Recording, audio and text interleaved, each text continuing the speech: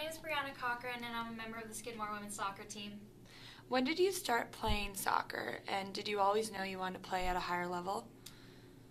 I started playing when I was around 4, and I've just continued up through travel, club, and high school. And in high school, when I was on my club teams, when I really started to think about playing in college. And there was a point when I didn't know if I wanted to play, but I eventually got to the point where thinking that playing would be so much better for me than not playing. Can you paint me a picture of your viewing experience of the recent Women's World Cup? Yeah, so I watched a decent amount of the Women's World Cup, especially the U.S. games. Those are really important for me to watch. But I also just flipping through channels. If it was on during the day, I'd watch any game that was on, just because I like to keep up with what's going on, and know which team is how they're gonna do, especially since I made a bracket for it. So I was pretty conscious of what was going on. So. Can you think of a time when you had a strong emotional reaction during the final game? So I actually, in the final game when they won with Carly Lloyd's hat trick, I missed all her goals in the very beginning because me and my dad were on doing something, and then we were on our way home, we got caught in traffic, and I thought I was going to make it, but she scored so soon that I just missed all of them. And when I got back, I was just in shock. And when they played the replays at halftime about all the goals, I was just astonished that that even happened, because that never happens. Can you describe your experience? So you just watched with families, no big party, and you watched as much of the tournament as you could? Yeah, I definitely watched as often as I was free. And sometimes my dad would sit down with me because he's been my coach for a while, and he's just really into the game. And my brother played, so he knows a fair amount of the game to keep up, and he really enjoys watching it with me. I watch with some of my friends, although it's not really a big thing if your friends don't play soccer. But I definitely I would talk to my teammates about it during the game. So. Yeah, did you follow the game on Twitter, Facebook, any type of media? Let's say you didn't get to watch it on TV. Were you trying to follow the game even though you weren't there? Yeah, I follow the U.S. Women's National Team on Twitter. So anytime they have a game, I pretty much get updates on that and how it's going. They do literally minute by minute updates, so I know what's happening, who's getting subbed in, all that stuff. And it definitely was helpful for when I couldn't watch a game. And even then, the World Cup has a Twitter handle, so they tweeted about it.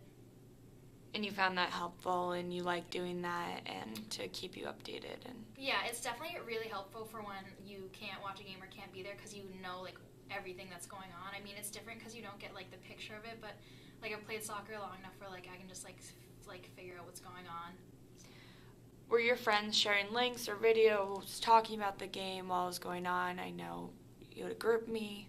Yeah, my whole team pretty much was talking about it, and I don't know if Kelly explained this before, but we had a team competition about we all made brackets for who we thought was gonna win, and we kept up with that, and so we would always talk about it because everyone was so involved and invested in it. We just always talked about it, and we would share videos of the U.S. national team, individuals.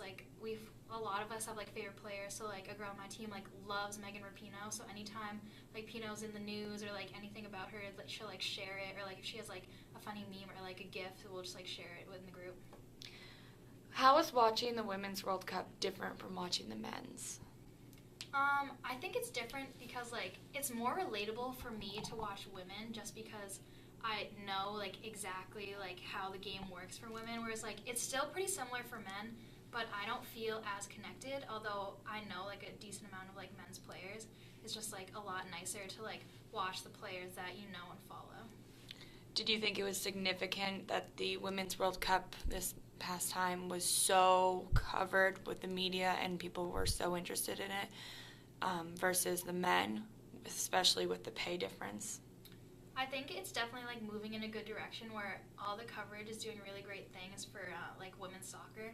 I still think that women's soccer is I would say somewhat ahead of the game in terms of other sports, just because of the success that the women's team has had.